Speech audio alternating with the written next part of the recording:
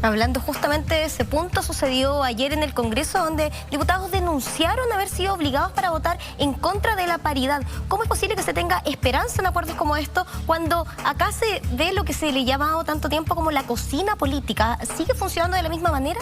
Sí, ahora, yo creo que lo interesante de lo que ha pasado en el último tiempo es que es una cocina mucho más abierta. O sea, hoy yo no me imagino algo como lo que pasó en la reforma tributaria en el primer año del gobierno de la presidenta Bachelet, donde lo que hicieron fue negociar la reforma tributaria ni siquiera en la cocina del Senado. Esto realmente se cocinó en reuniones secretas. En la casa de un político. Claro, ni siquiera de un político. Fíjate que el acuerdo final por la reforma tributaria se toma en una reunión en la casa de un director de empresas. El ministro de Hacienda va y está negociando con directores de empresas y ahí se toma el acuerdo sobre la reforma tributaria que luego se ratifica en el Senado. Pero el acuerdo se hace de una manera totalmente oscura, totalmente lejana a las instancias de deliberación democrática y con gran influencia del poder económico. Entonces, me parece que algo como eso al menos probablemente no sería posible en el día de hoy. Y creo que es muy importante que la gente haga sentir su voz en este tipo de discusiones.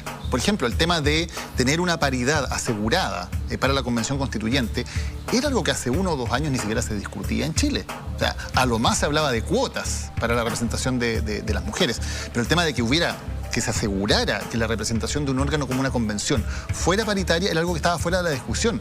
Bueno, hoy día no solo gran parte de la ciudadanía, sino que incluso la mayoría del Parlamento votó a favor de eso. No se alcanzó el quórum y hubo también una negociación política al interior de Chile Vamos que complicó las cosas y todavía está en duda si se logrará o no. Pero qué importante y cuánto hemos avanzado si lo miramos desde hace donde estábamos hace 1 o 2 años. Me parece que es muy bueno que se abran esas discusiones y me parece que sin duda ayudaría mucho a la legitimidad de la nueva Constitución que el órgano que la redactara, para empezar, como cosa básica, estuvieran representados de manera igualitaria mujeres y hombres.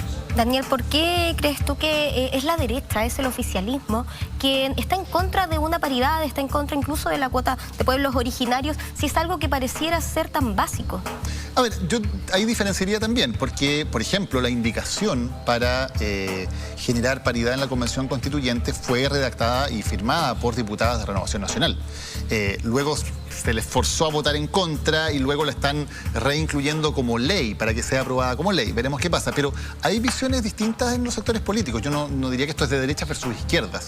Diría que hay sectores tal vez más reacios a estos cambios o que los ven todavía con más dudas o con más sospechas, y hay otros que están más abiertos a estas modificaciones. Pero creo que tanto dentro de la derecha como dentro de la izquierda también hay sectores bastante conservadores, bastante reaccionarios a algunos cambios, y me parece que la buena noticia es que eso está cambiando de manera bien acelerada.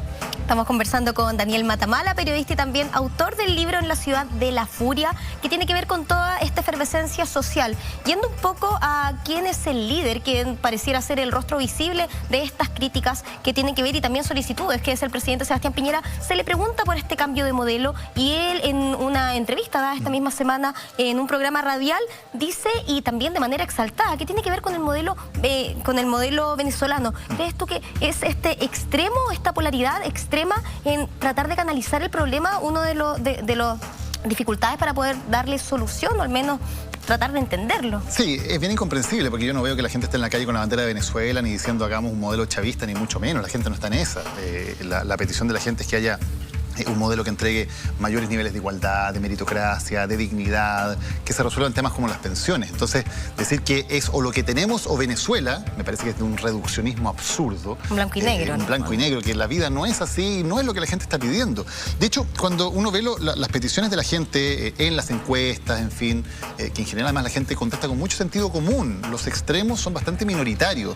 Tal vez en Twitter los extremos se ven mucho, ¿no? Pero cuando uno ve cualquier encuesta, los extremos son muy minoritarios y la gente utiliza bastante el sentido común.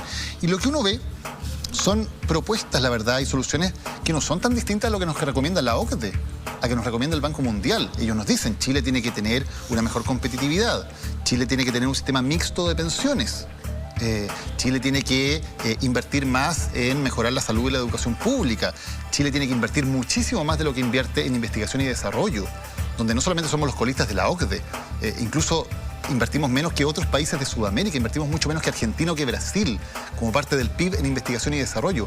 ¿Cómo vamos a generar un modelo que sea capaz de entregar mayor crecimiento y mayor igualdad si no tenemos conocimiento, no tenemos investigación, no tenemos ciencia en Chile? Bueno, hay un factor que es fundamental. Déjame darte solamente un dato al respecto, que también está en una de las columnas. En el año 1980, Chile estaba en el puesto 62 a nivel mundial del ranking de complejidad económica. El ranking de complejidad mide básicamente qué tan compleja es tu economía, qué tanto conocimiento hay en ella, o qué más bien es una economía básica, primitiva, que se dedica a extraer recursos naturales y ya. El año 80 estábamos en el puesto 62. Hoy día estamos en el puesto 61. Han pasado 40 años. Chile ha crecido, se ha reducido la pobreza, hemos mejorado muchísimas cosas. Pero en términos de lo primitiva y lo básica que es nuestra economía, estamos exactamente en el mismo lugar. Si alguien cree que nos vamos a desarrollar y que vamos a solucionar todos estos problemas haciendo lo mismo que hacíamos en el año 80, yo creo que están muy ciegos para no ver que eso tiene finalmente fecha de vencimiento. Y cuando uno conversa estos temas con la gente, es totalmente de sentido común. Y es lo que, de nuevo, nos dice la OCDE, es lo que nos dice el Banco Mundial que tenemos que hacer, es lo que nos dicen todos estos informes de competitividad y productividad que nos dicen, ojo, ustedes lo hicieron muy bien en su momento, pero se quedaron dormidos y lo que hicieron ya no les está bastando. Bueno, eso es lo que se habla, creo yo, cuando se está hablando de hacer ajustes al modelo. Por supuesto que no se está hablando de Venezuela, que es un desastre, que es una dictadura además. Por supuesto que no. Se está hablando de poder ponernos al día para ir a tratar de alcanzar a sociedades que en su momento se desarrollaron como nosotros. Déjame darte un último ejemplo. Corea. Uno habla de Corea del Sur y parece que fuera de otro mundo, ¿no? Probablemente todos tenemos un teléfono o un plasma o algún electrodoméstico y es coreano. Bueno, Corea hace 50 años era un país más pobre que Chile. La exportación estrella de Corea era el pescado seco. A eso se dedicaban, a exportar pescado seco. Hoy día son líderes mundiales en tecnología e innovación. Dicen, es que son coreanos. Sí, eran los mismos coreanos hace 50 años, eran más pobres que nosotros. La diferencia es que ellos han tenido un modelo que sí tiene que ver con desarrollo, con ciencia. Son número 1 en el mundo en investigación y desarrollo. 4% del PIB en investigación y desarrollo. Nosotros tenemos menos del 0,4%. No los vamos a alcanzar nunca así. Si no, empezamos a hacer las cosas hoy día. Entonces, esto no se trata ni de hablar de modelos que son completamente blanco y negro, ni mucho menos. Se trata de modelos capitalistas que han sido exitosos porque han invertido en la gente, en educación, en tecnología, en infraestructura. No sencillamente quedarse en lo que sabemos hacer. Porque si con esa mentalidad, Corea todavía estaría exportando pescado seco, no teléfonos de última tecnología. Eso es lo que tenemos que hacer. ¿No es un poco frustrante el darnos cuenta en la realidad en la que estamos y que han pasado décadas y no ha habido un avance sustancial en materia social? Mira, hay cosas frustrantes, también hay que reconocer que Chile ha avanzado en muchas materias. O sea, si comparamos el país que tenemos hoy con el que teníamos el año 90, evidentemente es un país mejor. O sea, hay muchísima gente que ha salido de la pobreza, hay desarrollo en muchas áreas, hay crecimiento en muchas áreas, no hay que desconocer eso. El punto es no quedarnos finalmente en creer que podemos ir haciendo lo mismo que antes. Porque, de nuevo, parece que tenemos metas, pero esas metas se van corriendo como el arco iris cuando uno se va acercando hacia allá. En otra de las columnas que están en el libro, por ejemplo, recuerdo que el año 2000, el presidente Lagos dijo que íbamos a ser un país desarrollado para el bicentenario del 2010. Y luego se ha ido corriendo esto y nos dijeron, no, va a ser el 2015, va a ser el 2018, va a ser el 2020, va a ser el 2025. Este año, antes del estallido social, la última noticia fue que el presidente Piñera dijo para el 2030 íbamos a ser un país desarrollado.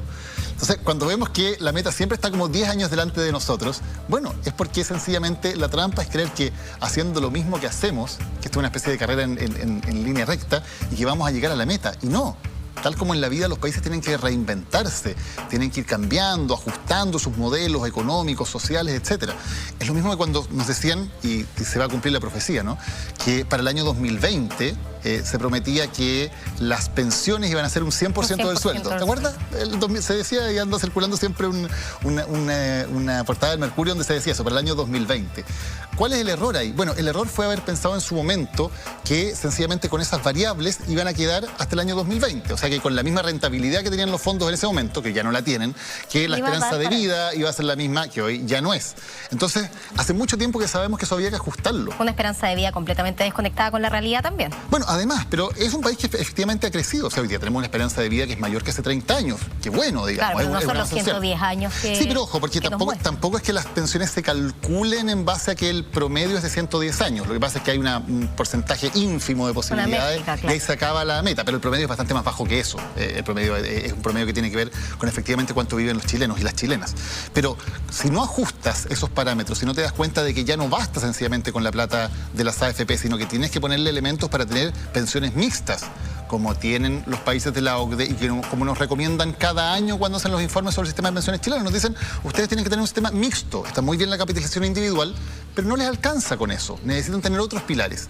Bueno, y nosotros dejamos que esto pasara, se fuera acumulando, porque además la AFP era un gran negocio, porque además también había aportes a las campañas, sabemos de muchas grandes empresas que mantenían el sistema y que también se ponían con el sistema en términos políticos con contribuciones de campaña. Y bueno, dejamos que esto se fuera acumulando hasta que de repente explota.